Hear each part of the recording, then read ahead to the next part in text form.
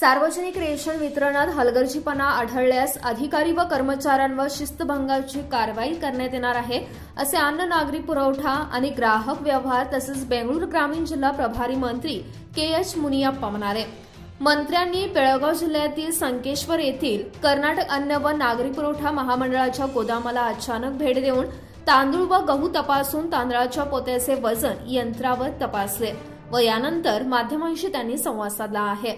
अन्न नागरी पुरवठा आणि ग्राहक व्यवहार तसेच बेंगळूर ग्रामीण जिल्हा प्रभारी मंत्री यांचे खासगी सचिव नटराज, सहसंचालक श्रीशैल कंकणवाडी, विभागीय नियंत्रक माळी, गोदाम व्यवस्थापक व अन्न विभागाचे कर्मचारी या दरम्यान उपस्थित होते।